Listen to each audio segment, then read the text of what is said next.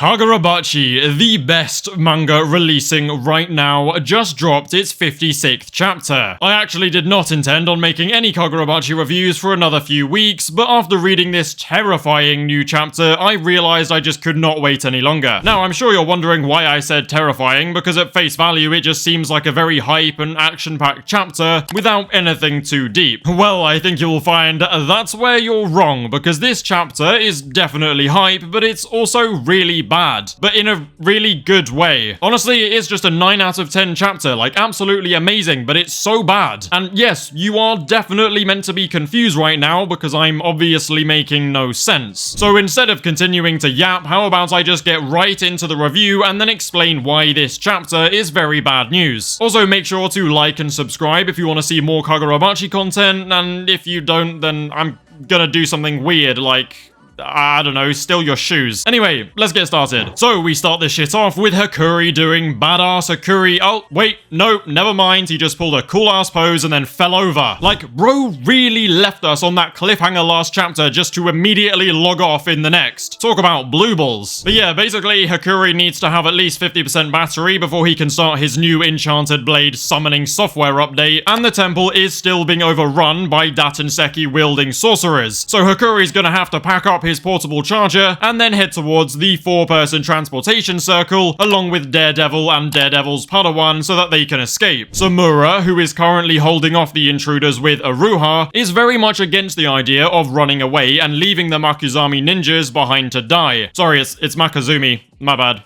Not Makazumi. Whatever. We then get a sprinkle of that luscious world building which just makes your toes tingle with excitement. Yeah, call me freaky all you want, I just love getting good lore. Basically, the Makazumi are a family of ninjas that served the Kaminami during the Seiti War. The branch that was serving Samura was actually assigned to him because their stealthy ninja shit means that they don't get in Samura's way while kicking Freak Shaku ass. The Makazumi actually claim they are nothing but tools with the sole purpose of serving their master. Being the evidently kind man he is though, Samura Murdoch orders them to shut the fuck up and stop being annoying ass tools because he doesn't like it very much. And that's why he's so against the idea of leaving them behind to die. We have barely spent any time with Samura, but from only Chihiro's memories of him and his attitude towards the Makazumi, I think we have gained a pretty clear picture of what Samura is like and what's going on inside his head. Apparently, Aruha also knows what's going on in Samura's head too, because he had to resort to trickery in order to get Samura to the transportation circle. I mean, bro did just fully exploit a visually impaired man by luring him over with his bloodlust, which is apparently something that Uraha can just turn on and off, I don't know. Anyway, Samura, Uraha, and Hakuri are all successfully transported out of the facility to a safe location, leaving the Makazumi behind to handle the rest by themselves. And by handle the rest, I mean they left them there to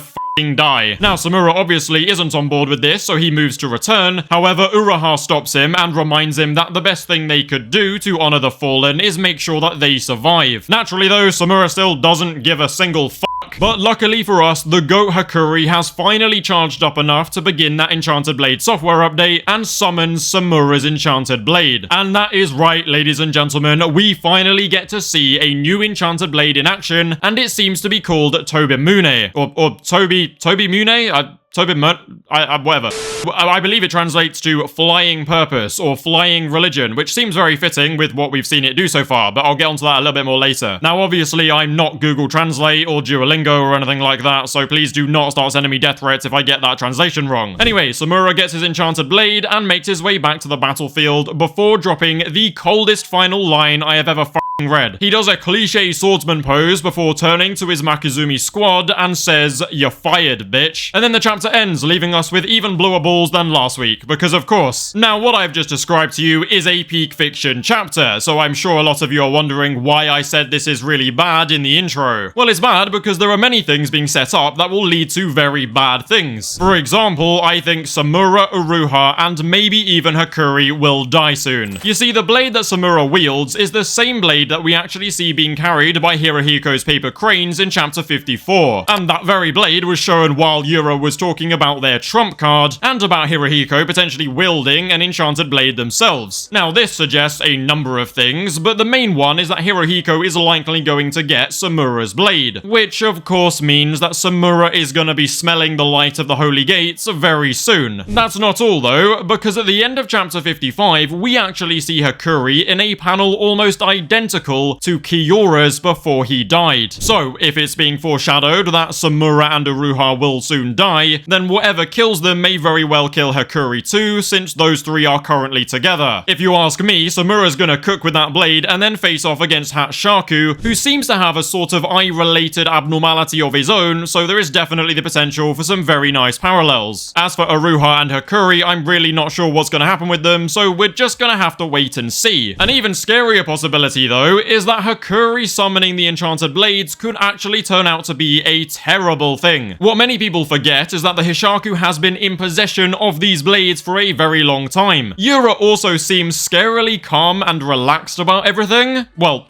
everything other than Shiba, but that's not important right now. And to make matters even worse, Yura kept on banging on about a trump card in the same chapter that we see Samura and Uruha's enchanted blades being carried by Hirohiko's crows overhead. Did I say crows? I meant cranes, sorry. Now, my theory is that the Hishaku may have actually tampered with the blades and laid some kind of trap that will lead to the wielder's death if they should regain possession of the blade. I mean, it would be a much easier and more efficient way of breaking the Eternal Contract without having to face an enchanted blade user head on. I have no idea what type of trap they would have set, but all I will say is do not get lured into a false sense of security just because we've seen Samura start cooking with his enchanted blade. So yeah, amazing chapter, but it's looking really bad for Samura, Uruha, and maybe even Hakuri. Okay, depressing ass theories aside though, let's break down what we have seen from the newest enchanted blade known as Tobimune, or again, okay, yeah, we all know I'm gonna continue to butcher the pronunciation, so I'm just gonna call it Toby for short. With my amazing skills of deduction, I have concluded that enchanted blades come with 3 big moves, and a load of extension techniques that come with experience. Now, it seems that one of Toby's abilities is called Crow, which fills the battlefield with a load of black crow feathers, which cut down anybody in their path. It seems to literally work just like Kuro's Shred, which many people may think is lazy writing, but I have a suspicion that it is deliberate and that Hokuzono is cooking something amazingly special for us. What's very cool about this move though is that the wave of feathers is so dense that I imagine it actually impairs his opponent's field of view, which obviously won't be a problem for the blind warrior himself. It basically means that neither of them can see shit, but that doesn't matter for Samura because he's got like Daredevil echolocation bullshit. As for the remaining moves, they'll likely be related to the theme of birds or flying due to its name meaning flying purpose. I also saw someone suggest it could be a wind-related